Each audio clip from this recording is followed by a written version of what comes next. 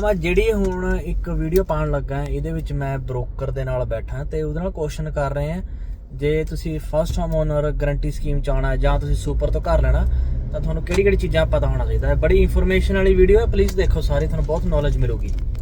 दिलपाल ji, hello, welcome back. Thank you. कितना time हो गया? बिन अ वाइल, हाँ सही बात है आपकी, बिन अ वाइल। और Dilpal ji from then group और इनका काम है फाइनेंस दिलवाना, अंडर इनका बैनर है थेन फाइनेंस।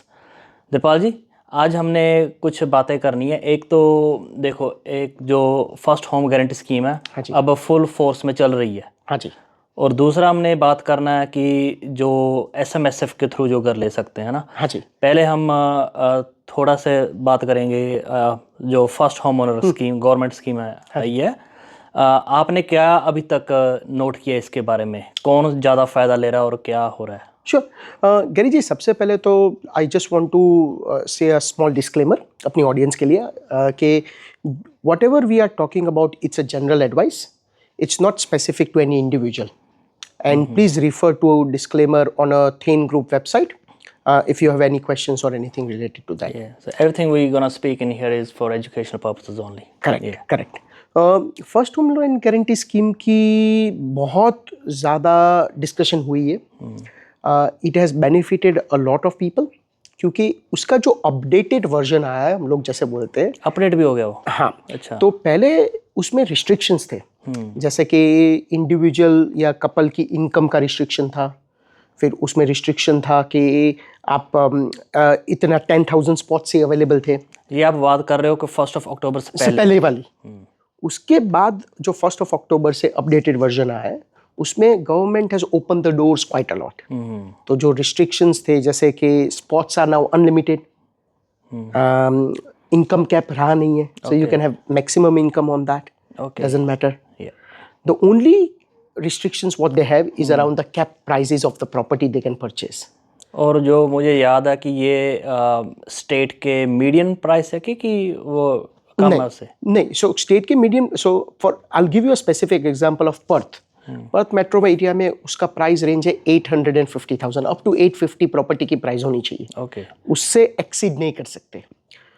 सेकेंड क्वालिफिकेशन ये है कि जो भी बंदा बाय कर रहा है या बोरोवर है, he or she has to be a permanent resident or a citizen of Australia. One of them. If there are two, both of them. Oh really? Both of them?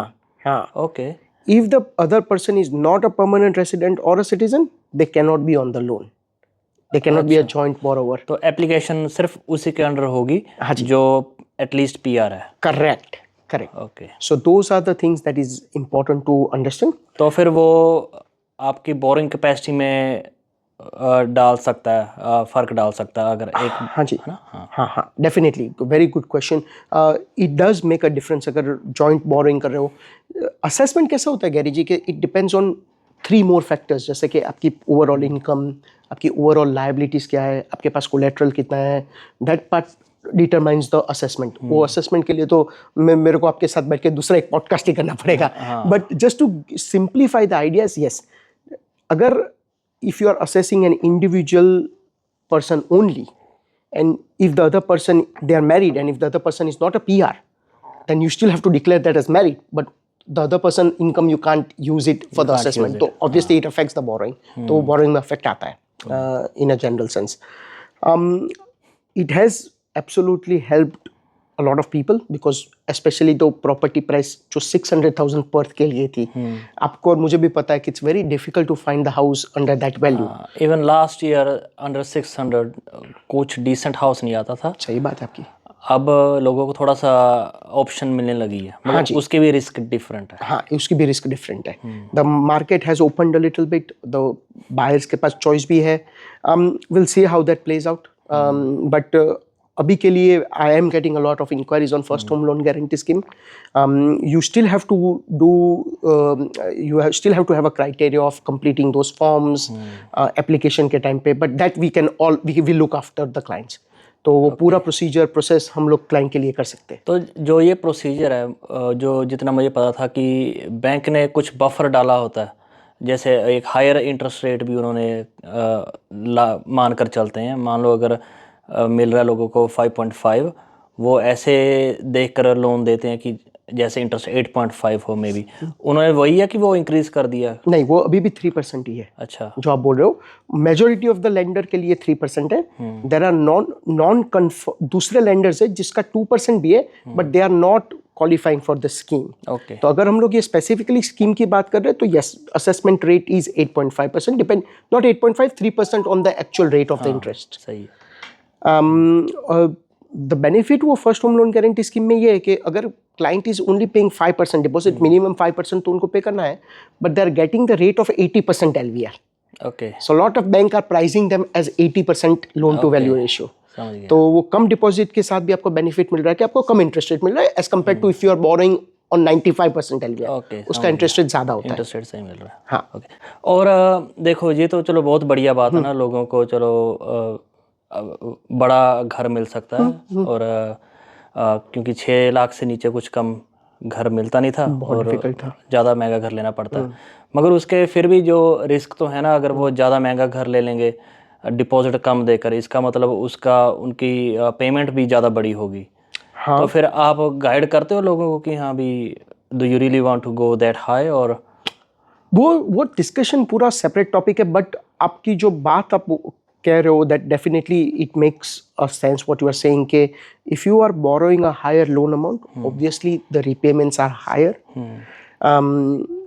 You also have to understand, जो हम लोग ने पहली बात की थी कि bank is assessing at 3% buffer rate. तो बैंक ये बोल रहा है कि ये इंटरेस्ट रेट 3% तक बढ़ेगा, तो भी are you able to afford the repayments on the basis of the information what we have provided to the client. Okay, हम लोग क्लाइंट को एडवाइस करते हैं, absolutely we do have discussion with them कि we give them 2 or 3 or 4 depending on how much they want different loan amounts to tell them what their repayments will be. Okay, Ultimately it all depends on what client would like to do. Yes, Sometimes ऐसा भी होता है individual circumstances में कि choice ही नहीं है, we don't have higher deposit, तो at least वो उनको घर मिल रहा है even with the higher repayment. तो yes, repayments higher है, but at least it is a way to go to get the house rather than saving that 20%, because at 800,000 का for an example purpose 20% low, which is $160,000. 60,000, It's a big amount compared to $40,000. सही बात है। Obviously stamp duty and other costs are separate, but just purely on the deposit side. बिल्कुल, तो yeah, it has its own negatives and positives. Okay, जो next topic है इसको मैं काट कर आगे डालूंगा। हाँ जी।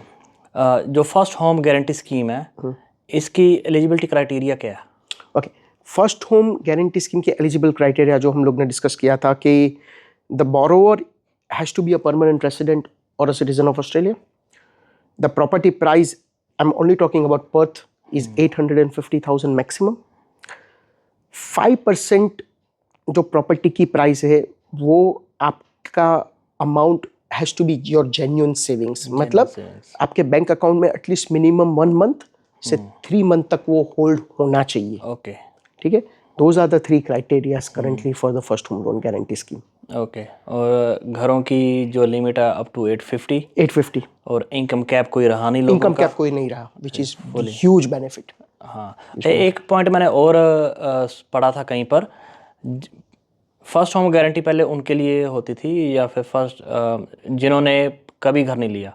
एक पॉइंट ये भी आया कि नहीं, जिन्होंने पिछले 10 साल में कुछ नहीं लिया। Very right. इसका क्या बताओगे कुछ? तो जो पहले आप जो बोल रहे हो first home loan guarantee scheme जो अक्टूबर से पहले था, उसमें भी वो था कि even if you didn't had a house in last 10 years, you are qualified for that. Okay, first home loan guarantee की स्कीम के साथ दूसरी भी स्कीम्स है which we won't talk about it, but वो single parent family guarantee scheme है जिसमें 2% deposit है, separate topic. But yes, the criteria is कि if you didn't had a house in last 10 years in Australia, you still qualify for it. Okay, ना perfect.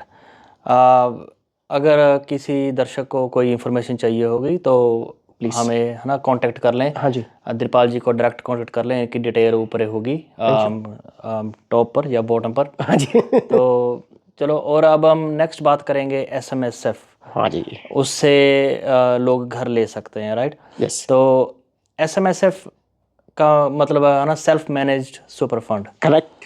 तो ये सिर्फ अगर आप सेल्फ मैनेज करो तो ले सकते हो, कि अगर आपका एम्प्लॉयर जो कंट्रीब्यूशन डालता है उसे भी यूज़ कर सकते हो? हाँ जी, देखो सेल्फ मैनेज सुपर फंड का मतलब क्या है कि आपका super, you have created that super into your own entity. उसमें जो आपका करंट बैलेंस है अगर, तो वो किसी और इंडस्ट्री फंड के साथ है, उसको आप रोल ओवर करके उसमें डाल सकते हो।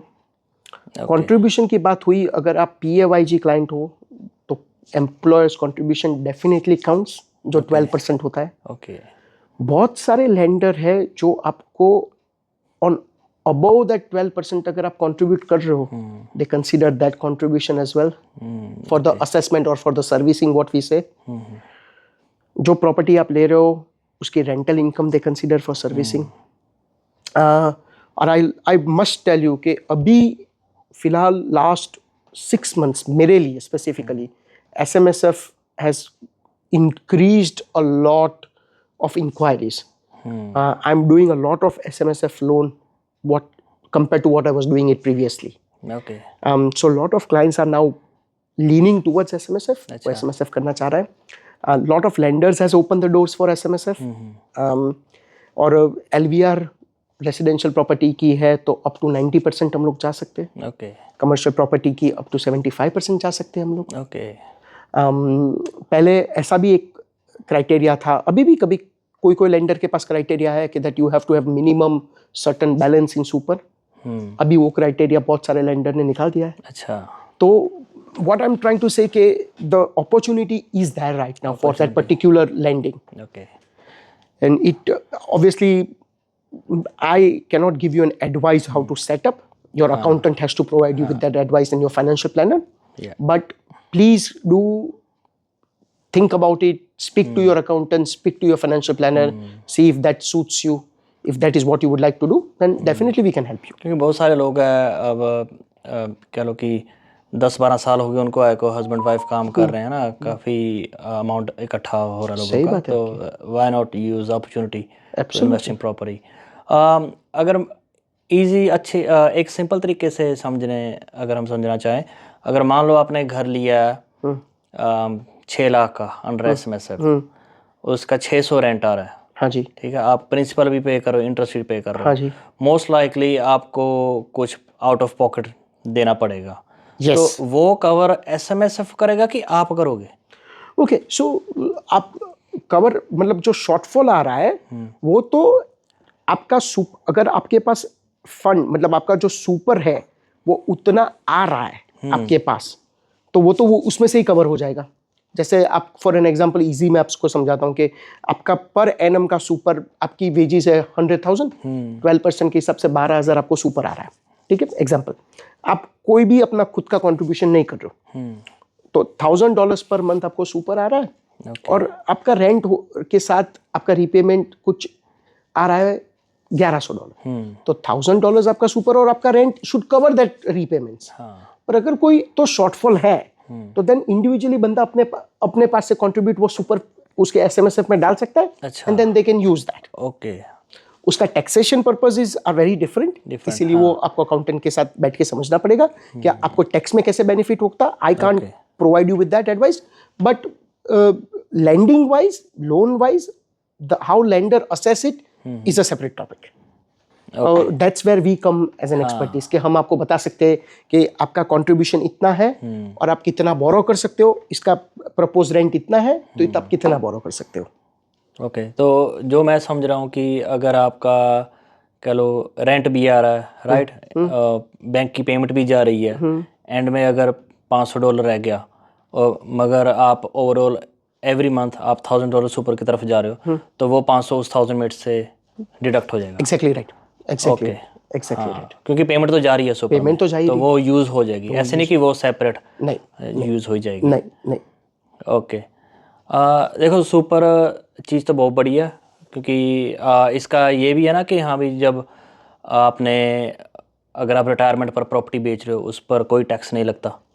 अगेन वो उस that topic I can not answer because वो एक स्पेसिफिकली अकाउंटिंग एडवाइस होती है, so in that one I can't discuss that, but वो उसके लिए आपको सेपरेट टॉपिक करना पड़ेगा. ओके, सेपरेट टॉपिक है. हाँ, anything related to tax is totally Yes, different. it's very different. Totally different.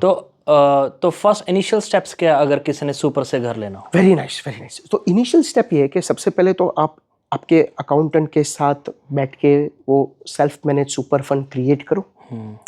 फिर वो सेल्फ मैनेज सुपर फंड एक बार क्रिएट हो जाए, I will highly suggest to do a pre approval. ठीक है, हमको आप कांटेक्ट करो. जब इसमें एक चीज है कि you have to create a bare trust. कौन सा trust? Bare trust, BARE. Okay, bare bare trust. या बेयर ट्रस्ट भी? Bare trust. वो bare trust will buy the property. Okay. अगर आपके फंड में आपको 5 प्रॉपर्टी बाय करनी है तो you need to have 5 separate bare trust, okay. Because each bare trust will hold 1 property. Okay. ठीक है, वो बेयर ट्रस्ट क्रिएट हो जाएगा. बेयर ट्रस्ट एप्लीकेशन के टाइम पे होना जरूरी नहीं है. अगर we are doing a pre approval, उस टाइम पे सिर्फ SMSF हो तो चलेगा. Once you find the property you have to create a bare trust, और वो प्रॉपर्टी वो ट्रस्ट डीड में वो होगा कि this bare trust is for the purpose of purchasing this particular property, और उसके ऊपर फिर लोन होगा आपका. तो आप अगर मान लो एवरेज, ठीक है, मम एंड डैड जो जॉब कर रहे हैं, आपका कंट्रीब्यूशन थ्रू एम्प्लॉयर हो रहा है, आप अकाउंट से बात करके एक SMSF खोलोगे. यस, अकाउंट बोलते हैं इसे क्या? SMSF it's self manage super fund. अच्छा, बोलते हैं फंड. SMSF फंड फंड करोगे, क्रिएट करोगे आप. फिर आप उसके बीच में करो एक बेयर ट्रस्ट बनवाओगे, हाँ जी, और जो घर लोगे वो बेयर ट्रस्ट ओन करेगा. Correct, okay. Correct, correct, correct. कौन सी पिटफॉल्स है जो बेसिक सी जो लोग गलती कर जाते हैं स्टार्टिंग में? पिटफॉल एज सच तो ये है कि lack of knowledge a little bit. ये चीज़ में ये है कि आपको you need to understand all the points of how the self manage super fund works. उसकी ईयरली आपको जो टैक्सेशन रिक्वायरमेंट है वो फुलफिल करनी पड़ती है. Lot of clients need to understand that. दूसरी, it is a costly exercise as compare to a general buying individual. जैसे कि मैंने और आपने बाय कर लिया तो उसमें वो बहुत सारी ऑडिटिंग पर्पसेस नहीं आती. ओके. हाँ. To setup a super fund also there is a fee. So SMSF की फी है? SMSF सेटअप करने की फ़ी होती है. उसकी बेयर ट्रस्ट ओपन करने की फ़ी होती है. ओके. फिर ईयरली उसको ऑडिटिंग करना पड़ता है. उसका टैक्स रिटर्न्स वगैरह, फाइनेंशियल स्टेटमेंट्स वगैरह प्रिपेयर करना पड़ता है. So those are all added cost which sometimes normal mom and dad does not take that into account when they do the lending through that. तो एक सोलिसिटर की advice का भी कोई फी होती है? Absolutely होती है. उसके बिना आप उनको नहीं ले सकते? Most of the lender जब आपको लोन कॉन्ट्रैक्ट भेजते हैं they definitely ask you to take a independent legal and financial advice. Okay. To make sure that you are entering into the loan contract, you are understanding everything. तो उसकी भी fees होती है. सही बात है.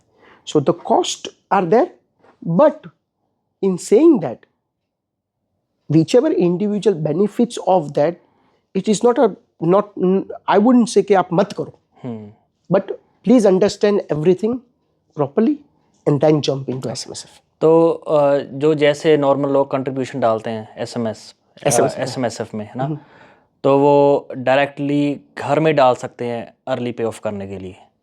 आप ओके, सो आप ये बोलो कि लोन रीपेमेंट ज़्यादा कर सकते हैं? ज़्यादा करके? हाँ, कर सकते हैं, बिकॉज लॉट ऑफ डिपेंडिंग आपने लोन स्ट्रक्चर कैसे किया है, but lot of lenders allow you to do more repayments than what it is required. Okay. Okay. एक और मेरे दिमाग में टैक्स का क्वेश्चन आ रहा था, उसको छोड़ देते हैं. उसको छोड़ देते.